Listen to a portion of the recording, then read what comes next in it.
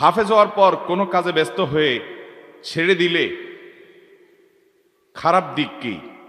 এর কারণে কি গুনাহ হবে?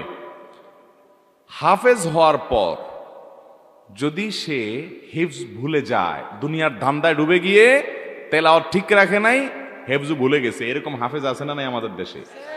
বুড়ি বুড়ি আছে, বুড়ি বুড়ি আছে না নাই? মনে রাখবেন, এটা গুনাহের কথা, এটা নাজায়েজ। যদি কেউ হিফজ শেখার পর, কোরআনের কোন আয়াত মুখস্থ করার পর, সূরা মুখস্থ করার পর, আল্লাহ মাফ করুন, অবহেলার কারণে সেটা ভুলে যায়, নিয়মিত পড়ে পড়ে ওইটাকে স্মরণ না রাখে নিজে অবহেলা করে কোরআনের তেলাওয়াত করে ছেড়ে দিয়ে রাখছে এবং দিতে দিতে একসময় ভুলে গেছে, তাহলে এটা গুনাহ। নবী করিম সাল্লাল্লাহু আলাইহি সাল্লাম বলেছেন, বান্দার যত গুনাহসমূহ আছে এগুলো আমার সামনে উপস্থাপন করা হয়েছে, এর মধ্যে সবচেয়ে বড় যে কেউ কোরআন পড়লে যদি সে ভুলে যায়, এটা গুনাহ, এটা অপরাধ। এখন কথা হলো, কেউ তেলাওয়াত করে বেচারা, কিন্তু তার স্মৃতিশক্তি দুর্বল হয়ে গেছে, মনে রাখতে পারে না, তার কথা ভিন্ন, তার গুনাহ হবে না।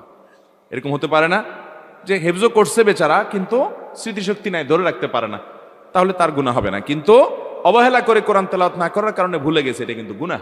এরকম অনেক হাফেজ আছে, অনেক মানুষ আছে, হাফেজ না শুধু আমরা বিভিন্ন সূরা মুখস্থ করছি কিন্তু ভুলে গেছি। শুধু হাফেজ হওয়া জরুরি না, আপনি একটা সূরা মুখস্থ করছেন, আয়াত মুখস্থ করছেন, এরপর না পড়তে ভুলে গেছেন অবহেলা করে, এটা গুনাহের কথা।